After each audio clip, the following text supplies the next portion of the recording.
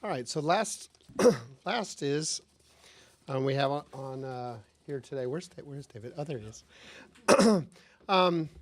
We really want to welcome David Kanevsky, and he's the research director at American Viewpoint, and he's done the last few polls with us, and just awesome guy that we've been working with on sort of really getting behind these numbers and addressing some of the issues that Ron Brownstein just spoke about sort of the saliency of children's issues. David has conducted more than 500 survey research projects in 45 states, as well as in Afghanistan, Iraq, Mongolia, and Russia.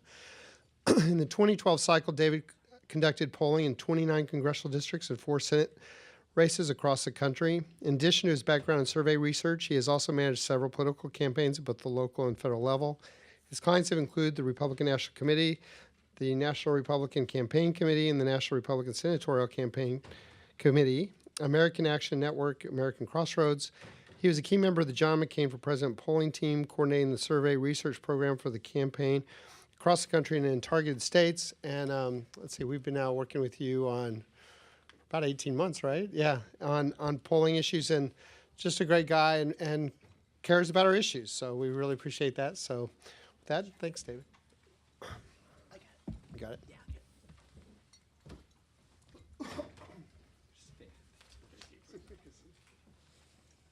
Uh-oh.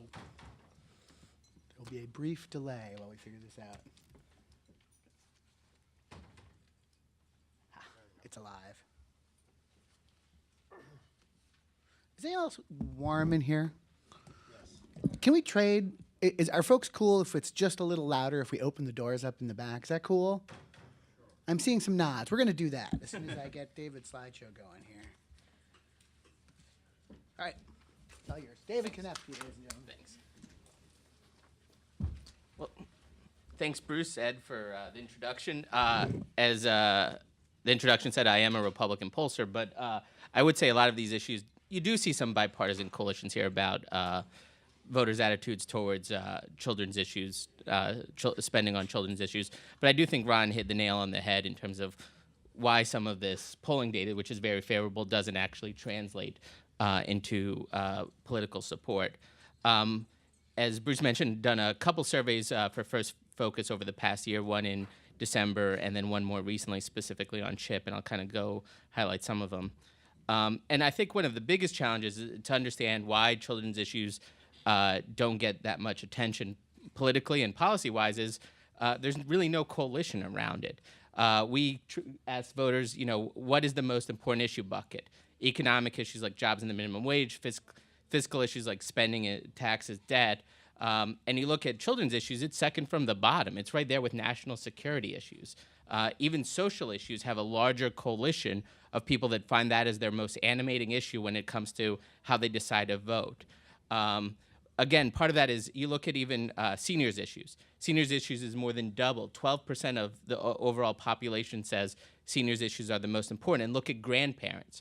So grandparents are a coalition group that, are kind of pulled in two directions, as Ron talked about, the brown and the gray. On one hand, a lot of them are beneficiaries of seniors programs, Social Security, Medicare, but at the same time, they have grandchildren. They are looking towards the future. But you look at those people, they're basically evenly divided between fiscal issues and seniors issues. If you look at parents, again, parents, what is their top issue? It's not, children's issues. It's, economic, fiscal issues. Only 10% of parents say children's issues is the top issue. Even with moms, just 16%. There's really no strong constituency for children's issues, the way you see with, seniors focused on their issues, Republicans focus on fiscal issues, and then Democrats, their coalition is more engaged on economic issues just because the nature of the Democratic coalition, as Ron talked about, is a lot more diverse, lower income, et cetera. We asked whether people think the lives of American children has gotten better or worse over the past 10 years, and you see a strong pessimism in their attitudes. And this is kind of reflected broadly when you look at national polling in terms of right direction, wrong track. I mean, you've basically seen almost a lost decade over the past year where you've not had a majority of voters think things are going in the right direction, basically since shortly after the Iraq War began.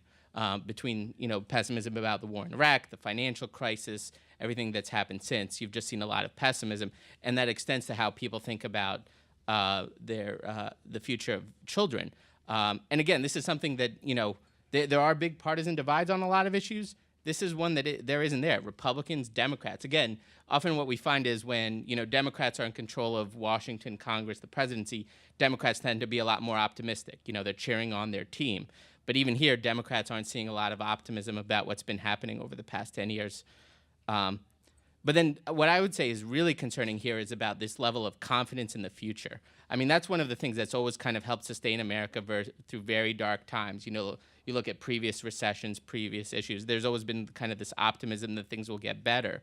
But you ask, whether they feel confident or not that their children's generation will be better off. Again, you see 67% say they're not confident, and look at the intensity of that issue. That's really one of the things that I think on a lot of public polls, and especially when it comes to children's issues, people can support something, but is there really a lot of intensity behind it? The fact is the majority say they're not confident that the life of their children, that the next generation, children's generation, will be better off. And again, that's something on a lot of these issues in terms of how they feel about themselves or how they feel about children, a lot of it is socioeconomic. So the wealthier you are, the more optimistic you tend to be because you look at it through your own perspective.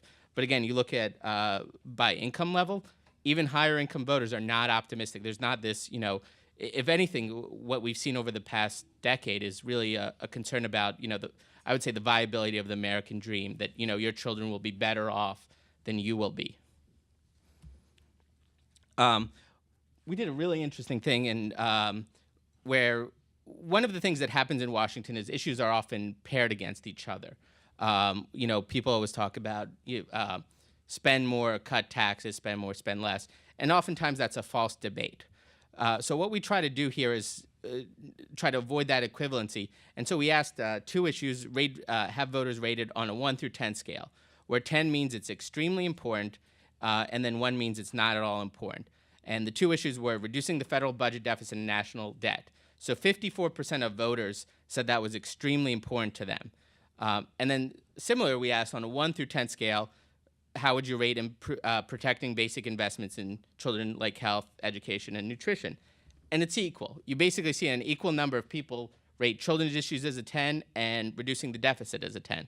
So voters really aren't kind of trying to make a choice here. Now, granted, that's can be a little tougher for policymakers, but to a certain part, I think there's something to be said for both issues are important when you talk about the future. If you're talking about how do you improve the lives of children, yes, you want to make sure you have investments in the future, but at the same time, it doesn't help to be investing in the future when you're then just piling the debt onto kids. And so then what we did was we ran a little matrix of basically looking at each individual and said, okay, you answered 2 questions about the debt and investing in children. Which issue did you find more important? So 26% of people rated the debt, reducing the deficit and debt as more important than kids' issues. So, for example, they could have rated the deficit as an 8 and kids' issues as a 5, or 2 and 1, whatever it is. Then you had 31% of people said that children's issues are more important. So again, they could have rated children's issues as a 6, debt as a 2, whatever. There was some gap.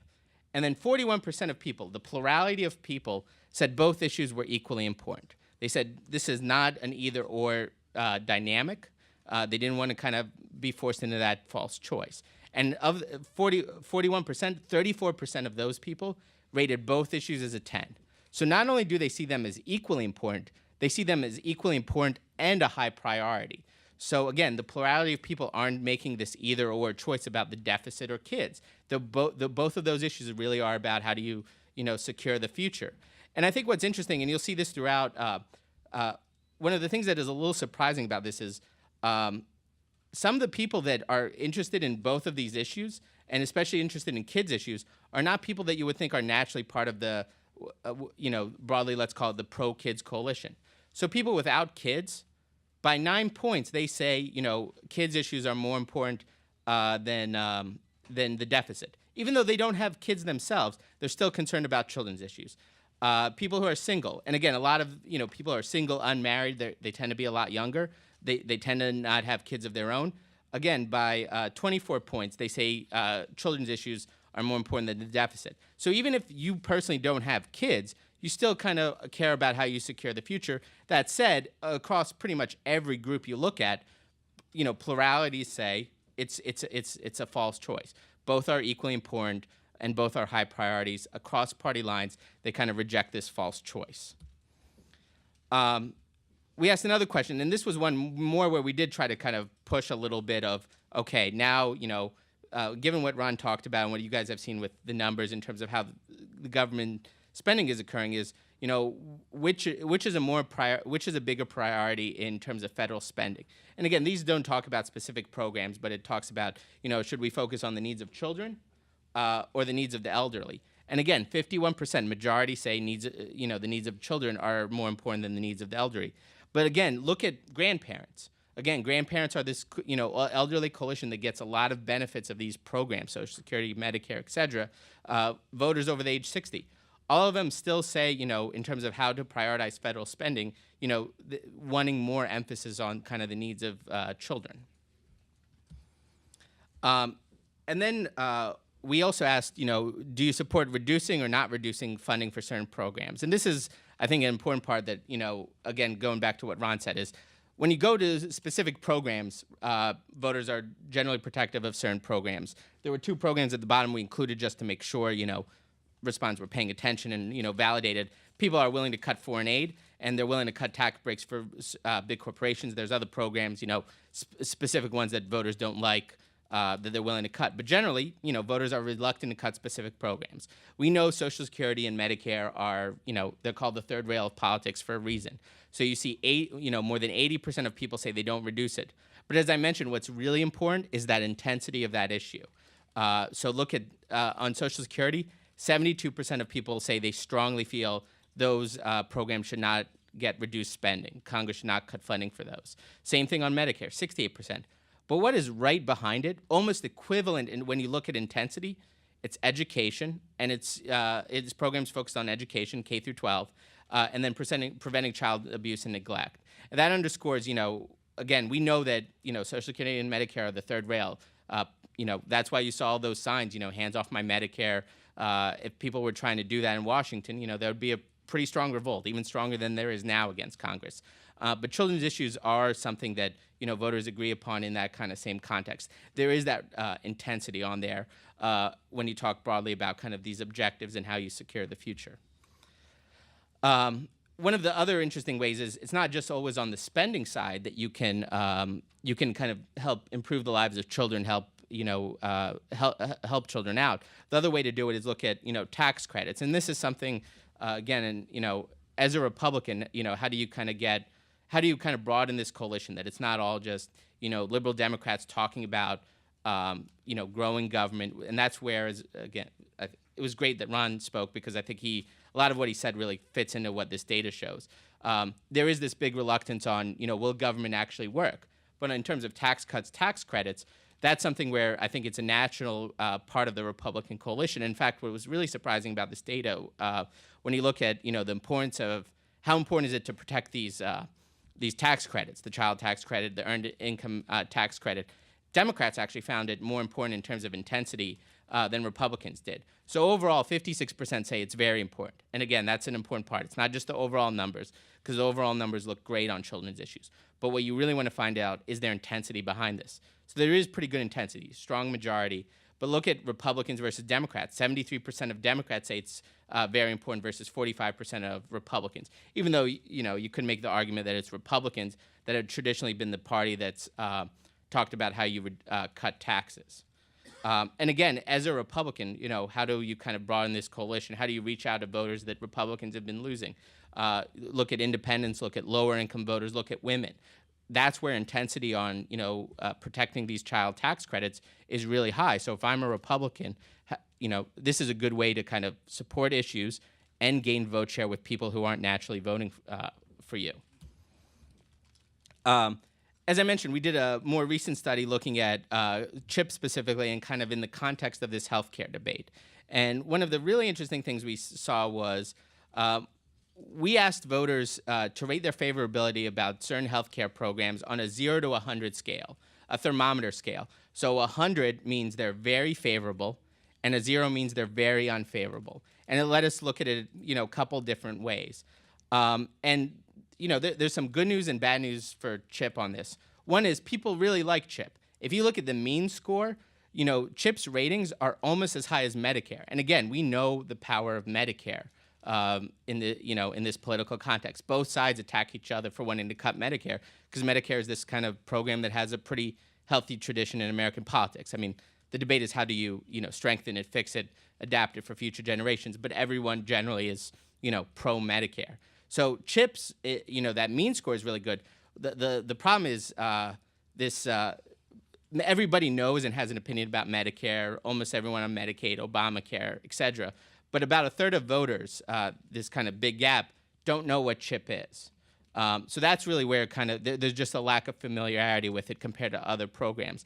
The other interesting part was we asked it two ways. One was we asked about CHIP as it is, the Children's Health Insurance Program. And then we asked it, CHIP has a different name in each state. So in Alaska, it's Denali Kids Care. In other states, it's got its own unique name. What we found was voters were slightly more aware of it when you talked about that state's name. And they were slightly more favorable to it when you use that name. So when you're trying to do outreach on CHIP issues, it's important to use the language that voters understand. They understand, Denali Kids Care or Kids First or whatever that state program name is. They may not know what CHIP is. CHIP is just another, for a lot of people, it's a government acronym that doesn't have a lot of relevance to their lives, but then they may know that specific name. And then the other part to understand is, these debates happen within a context. And it's not going to be surprising to voters that, or to you, Obamacare just isn't really popular with the American public right now. You look at that intensity. So the red bar, or the dark red bar is, people who are very warm. And then it kind of slides down. And then the dark blue bar is people who are very cold. So they gave it a 0 to 24, pretty much the lowest rating you could give Obamacare. And you look at that mean score, below 40%, just the intensity against it is really bad. There's no one who is a strong, Obamacare opponent or supporter. There are strong opponents. But what it's important to understand is CHIP is kind of separated from that debate. They're not linking CHIP in with, the problems with Obamacare and the website. And I think this is especially true from a Democratic coalition perspective. You look at CHIP's mean score with Democrats, 73%. That is, that's actually higher a little bit than Medicare, and it's higher than Obamacare. So Democrats are more favorable to CHIP in terms of the mean rating than they are to, the president's signature legislative achievement. And that's part of it because even right now, you look at Democratic campaigns across the country, they're not, because of the political realities out there, they're not arguing about how great Obamacare is in most races, especially outside of Democratic primaries. All the argument you see in ads is about how do we fix it. So even there's some Democrats understand there are some problems here. CHIP is, again, separate from that debate. CHIP has pretty good ratings across party lines. If you take a look at Obamacare, among Republicans, Obamacare has about a 12 mean score. Democrats give it a 61. So you're looking at a 50-point gap between the two. Look at Medicare, very little gap between the two parties. There's a little bit of a gap on CHIP, but it's nowhere near the gap on kind of these polarizing issues of the day. And same thing ideologically. In fact, the challenge with CHIP isn't so much a Republican challenge. It's kind of more of an ideological challenge that very conservative voters, especially over the past 6 years, are just very reluctant to believe government can do anything. I mean, and it's kind of extending, as Ron said, into a larger share of the electorate. When you look at the problems with the website, the VA, there's just big questions about government's competency, and that's kind of really eroding into a broad voters' perspective that government can do anything. So in essence, that's what I would say is the big kind of concern if you're a pro-CHIP advocate or a pro-children's advocate here. And one of the, again, as I mentioned earlier, one of, I think, the most interesting things, it's something that would not be a natural, you would think a natural coalition part, but I would term, on a lot of these issues, a key coalition is what I call the Beyonce voters, the single ladies. Again, most of them are unmarried, but again, they're still very supportive of CHIP. I mean, their ratings on CHIP are higher than their ratings on Medicare. Again, they tend to be young, unmarried. that these programs, even if they aren't directly beneficiaries of them, they really like them. That's part of their cultural affinity of these programs are right. They may not currently benefit from them, but they may have benefited from them when they were kids, their parents, etc. But again, it's not just CHIP beneficiaries aren't just necessarily moms. I mean, moms are a big part of it. But you look at young voters, unmarried voters, even if they don't have kids, they like these programs, they support it. You look at these. You compare these voters' perceptions on CHIP with how seniors feel about Medicare. It's almost as high, and that just underscores kind of, if you're doing grassroots outreach, that's who you focus on. Unmarried women, single women, moms, again, and they do look like a lot of the Democratic coalition, but from a Republican perspective, I'd also say married women are a key component too. They don't have as much intensity behind CHIP as unmarried women do, but they still like the program. And if you're a Republican, this is a great way to kind of, how do you broaden your outreach to kind of these swing women that Republicans need to do better with? And CHIP, children's issues are a good way to reach out to those voters. In addition to kind of just asking about their impression on CHIP, we did kind of a couple ballot versions. The initial one was just whether they, favored or opposed CHIP, or whether they didn't know enough about the program to say. So we gave them an option to say, I'm not really familiar with that program. And then we went into a more detailed explanation of what CHIP is. It has a little bit of messaging in there, but we, talked about, actually in both languages, we talked about the state name. So we referred to it as both CHIP and the state name. We talked about what's happening with the congressional debate. So if you look at the initial ballot, on the far left, even without with no explanation of what CHIP is, you still see a majority of voters in favor of it. And in fact, CHIP's problem isn't so much opposition, it's a lack of awareness. When we progressed through this series of messaging, the explain ballot, and then we tested messaging on both sides, pro-CHIP messaging and anti-CHIP messaging, and it was relatively balanced. Again, opposition to CHIP is very low. Even after they hear the negatives, only 23% of voters oppose CHIP. Anytime I or any one of my candidates can be, on the side of 75 or 67% of the people, I'll take that any day of the week. So there isn't an anti-CHIP coalition. It's more of a, people just simply aren't aware of it. And so if you want to advocate for CHIP, the biggest, it's not a messaging issue, problem you have, it's an education issue. Voters simply aren't aware of it. But once you explain what CHIP is, and again, just, this is a kind of just the facts, ma'am debate, say here's what it is, here's how, here's what it does, I think voters like the program. And you look at who likes it and who doesn't. You see, really, again, it's this kind of Democratic coalition that's not surprisingly in favor of it. Democrats, liberals, parents, moms, and people who are currently uninsured or have been uninsured in the past few years. That's all where you see much higher support. But again, there really isn't that much opposition. Even look at very conservative voters.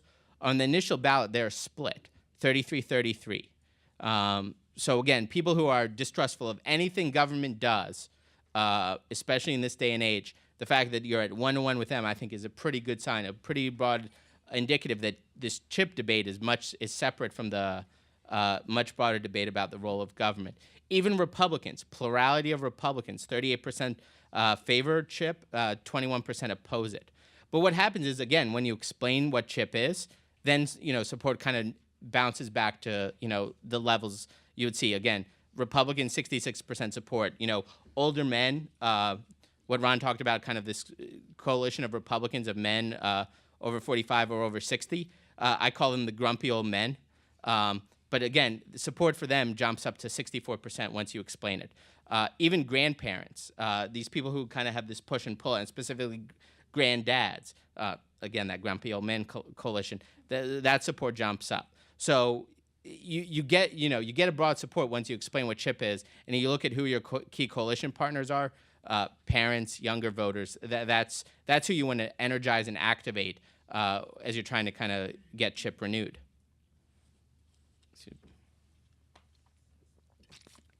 One of the other interesting things is we talked a little bit about Medicare and how voters like it, and what we tried to do was make an analogy about Medicare and how Congress has prevented Medicare cuts, and whether if something is similar should be done on CHIP issues, children's issues, etc.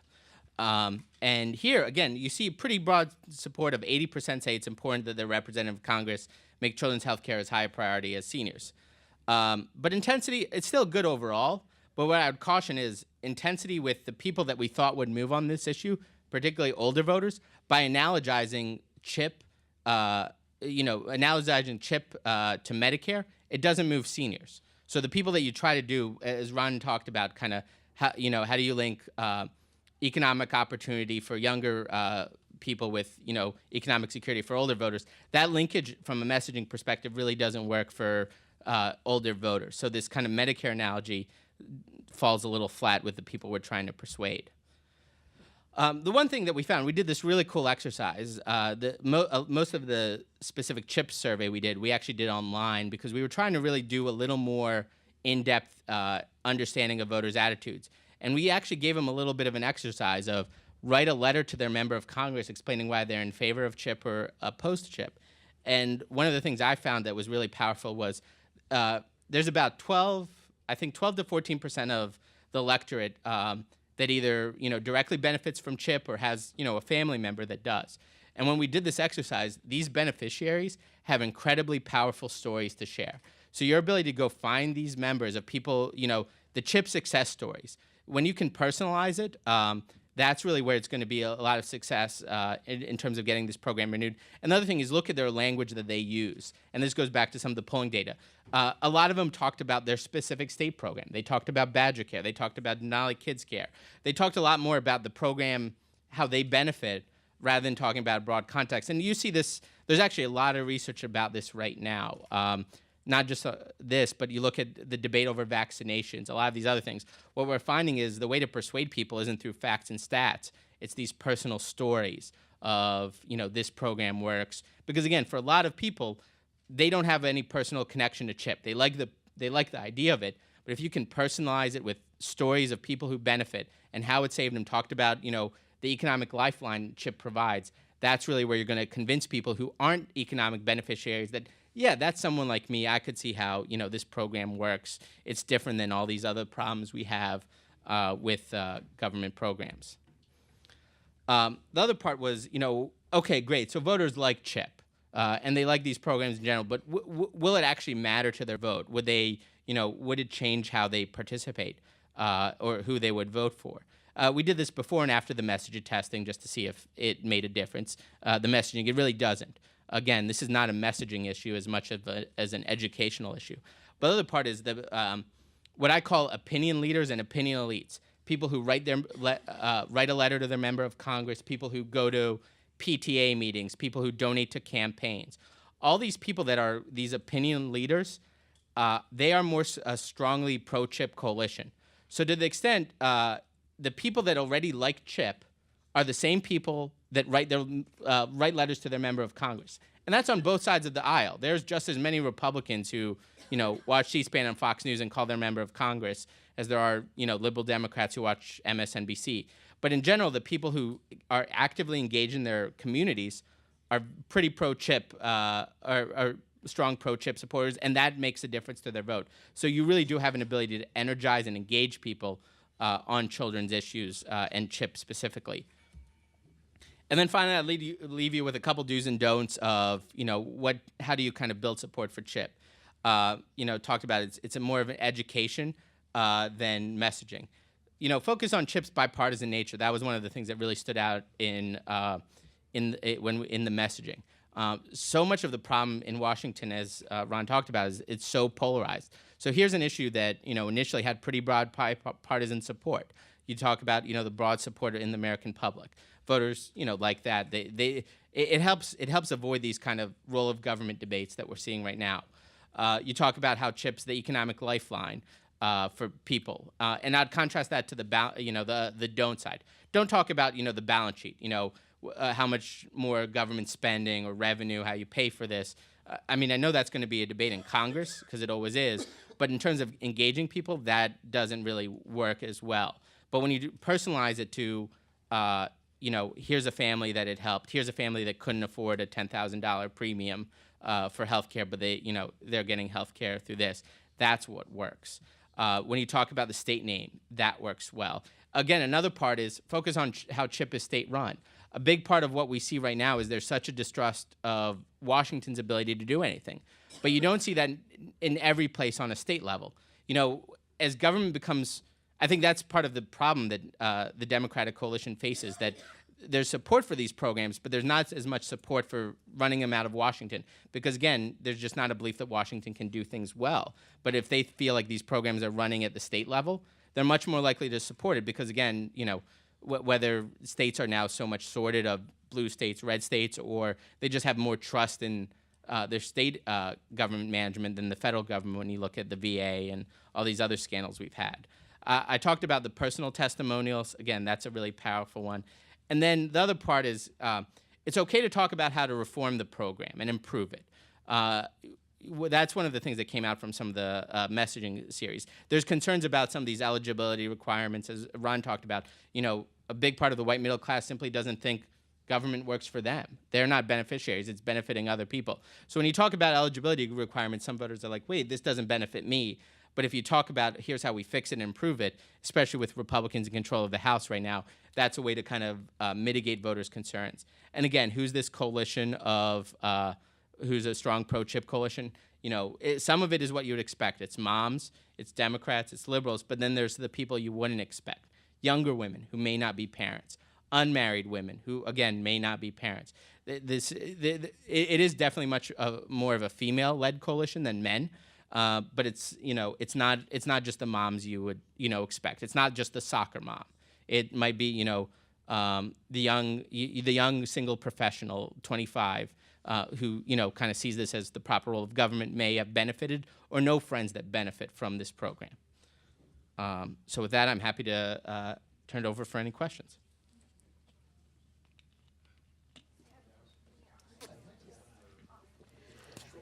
So this is kind of taking a step back, but I heard a lot about pollsters on either side like programs that directly help kids. So I used CHIP as kind of your main example, but also you talked about EITC and other programs. But at some point, and this is my opinion, but I think it could probably be backed up by research, at some point there's only so many programs and policies that you can directly benefit kids, and at some point you have to help their parents or their caregivers and the families as a whole.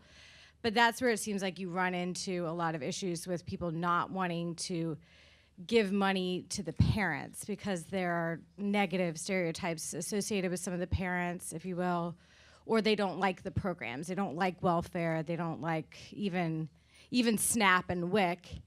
And so have you found any messaging that can take it to that level? Because it's great, you know, support for CHIP and rallying around that, but that's only one program that can help kids. Well, I'd say there's two parts, and one that's actually a really interesting point about focusing on the parents. Given how you don't see a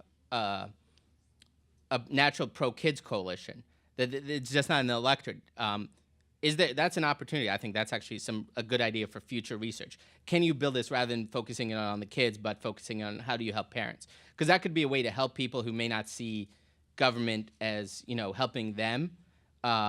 It could help kind of these, you know, white middle class voters say, okay, you know, I'm a parent, I can relate to that in a much more personal way. Because again, that's really where the success of all of this comes down to. It's how can you, you know, basically voters are, how does this affect me personally?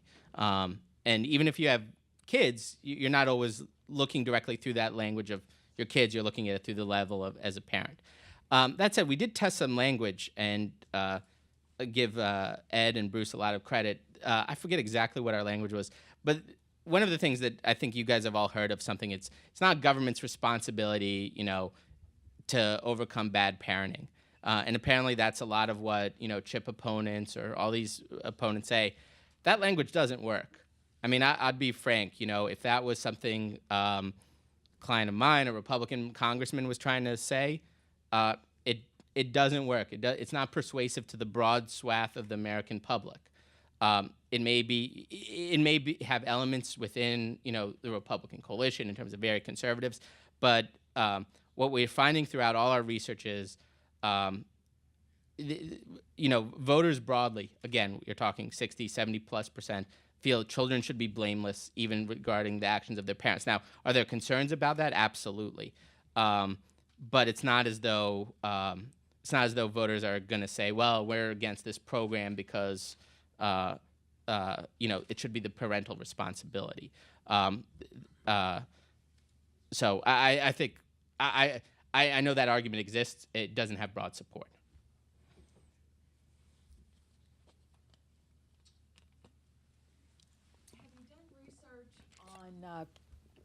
Have you done polling research on pre-K and early childhood in terms of, how people look at that, and do they see government involvement at that stage as something that should be an individual responsibility, or do they see a role for government?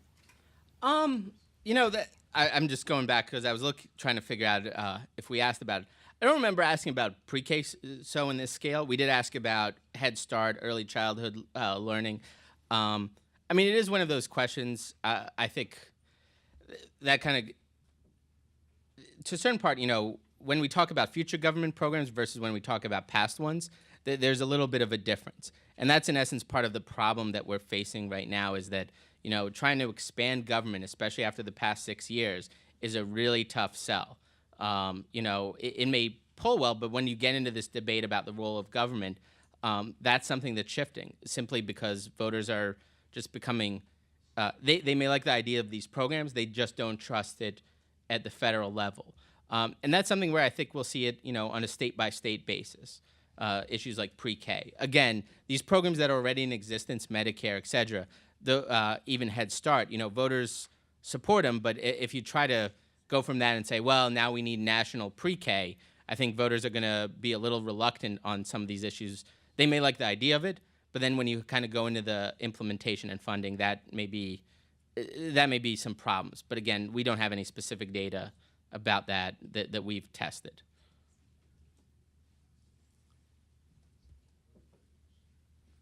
Anything? So, cool. Great. Thank you very much, Thanks. David. All right, thanks so much, Dave.